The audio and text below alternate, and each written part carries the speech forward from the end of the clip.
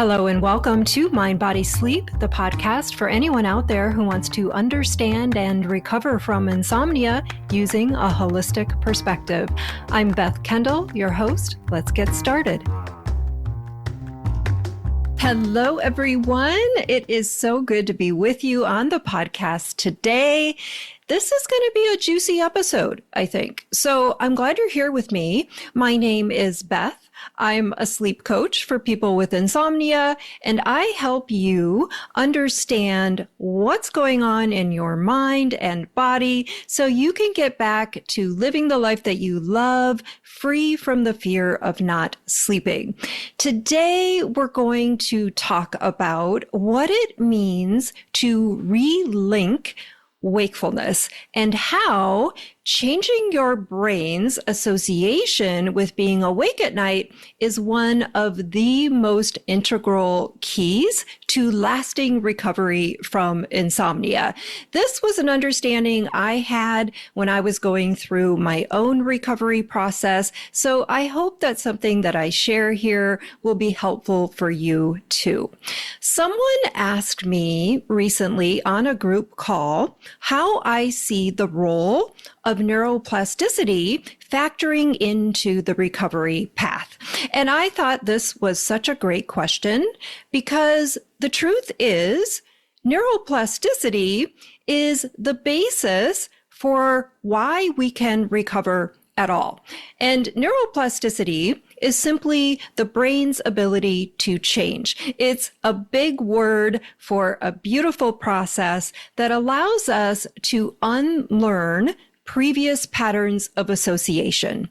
So let's just talk about associations and how they factor into today's conversation. All learning happens through association. The brain links certain experiences together through our senses. So sight, sound, smell, taste, and touch. It's kind of like how the smell of cookies might remind you of your grandma's house, or how a certain song takes you back to a moment in time. In much the same way, your brain can link being awake at night with danger or stress, even if nothing threatening is actually happening.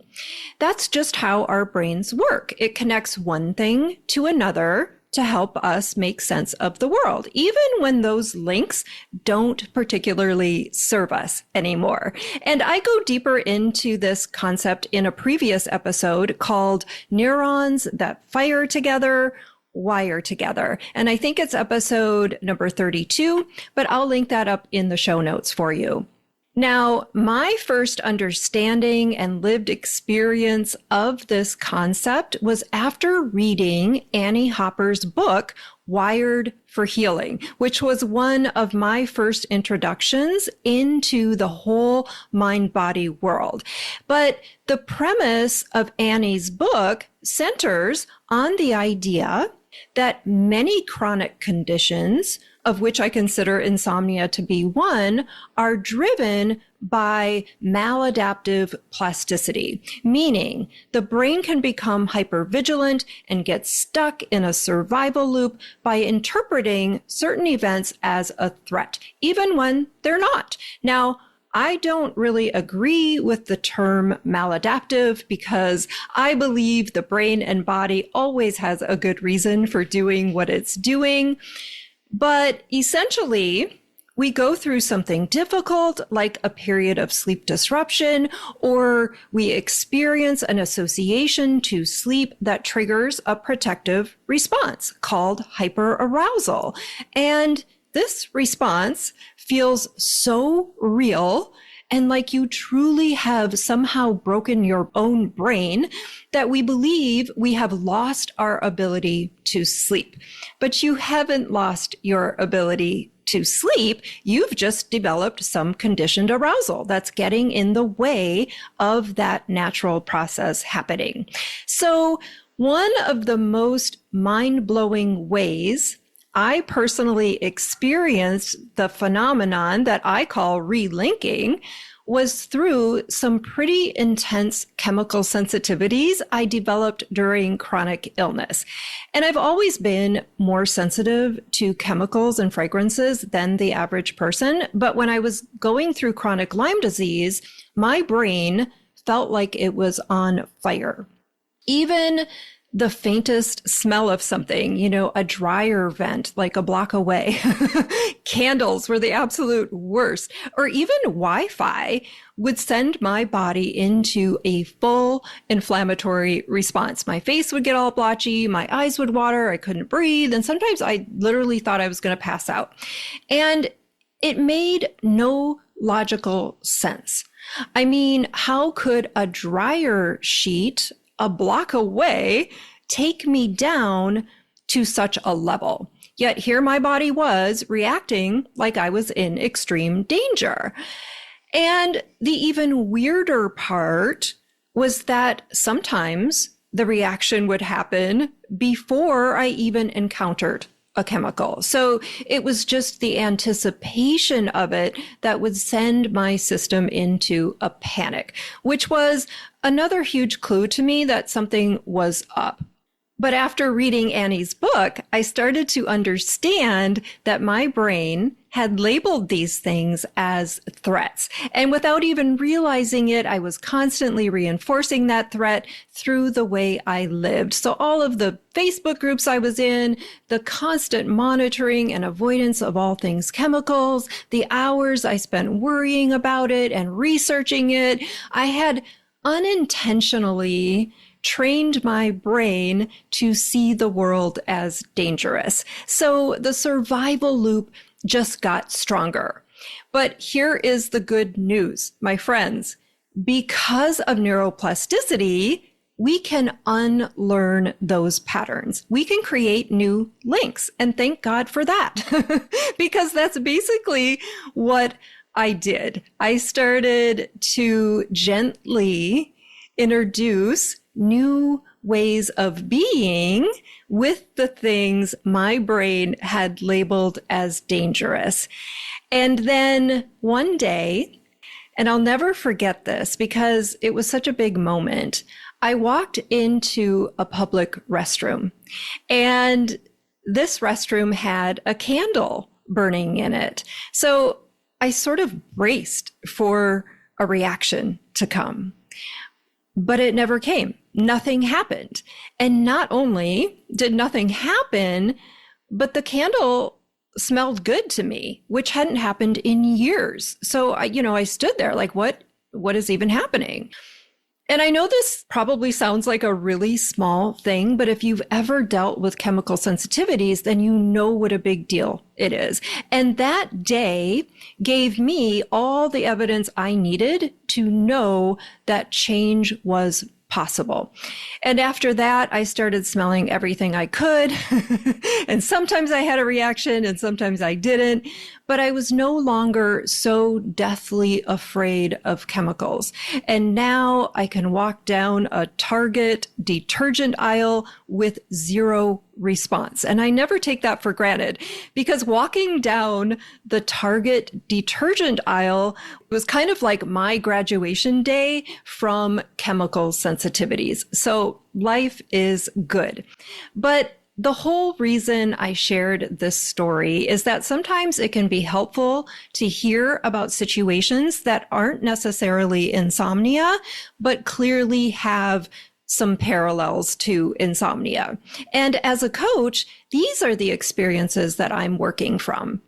So there was never actually anything wrong with my body's resiliency to handle a dryer sheet a block away. It was that my limbic system had become so sensitized to all these things that it was creating a danger response in my body.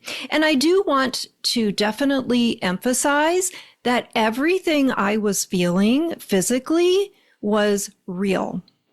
Everything you're going through with hyperarousal and the effects of not sleeping is real. But the threat that the mind is operating from is not. Okay, so back to relinking wakefulness, because that's what this episode is about.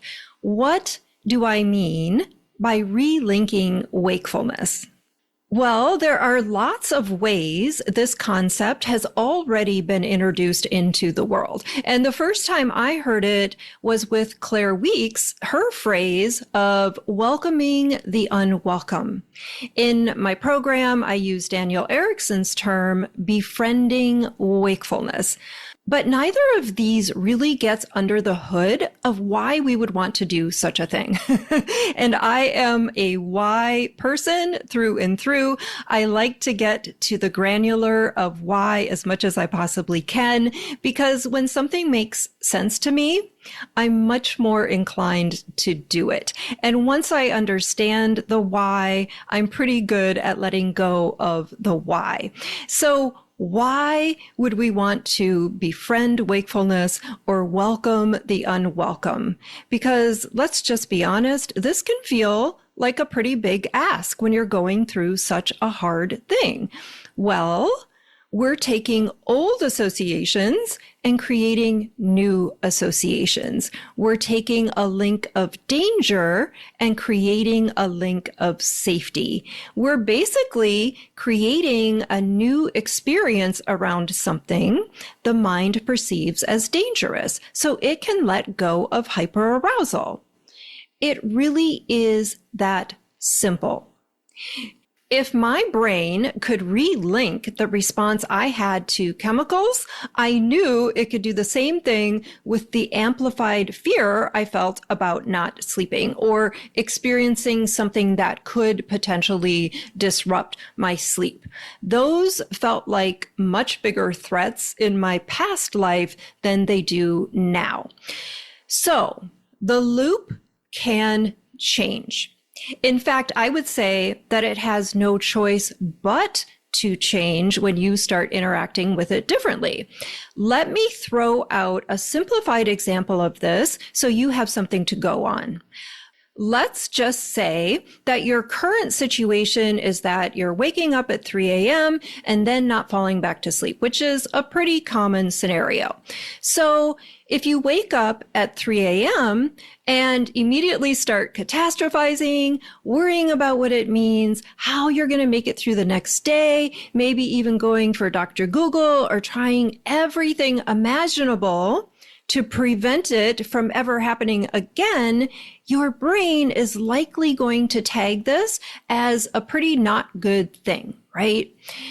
But if you wake up at 3 a.m., and even though you're not thrilled about it, you remind yourself that nothing dangerous is actually happening, that all humans wake up multiple times a night and usually drift back to sleep without even remembering it, then your brain starts to learn that, okay, this isn't a threat.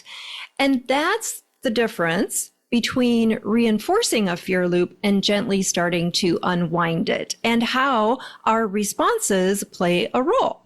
So I hope the concept of relinking makes sense, because it's one of the most powerful tools we have. And I hope you see the hope behind neuroplasticity, because it's what makes true recovery from insomnia possible. Many species can adapt and change their brains in response to experience, but only one species can consciously direct that change. And that's us, the humans.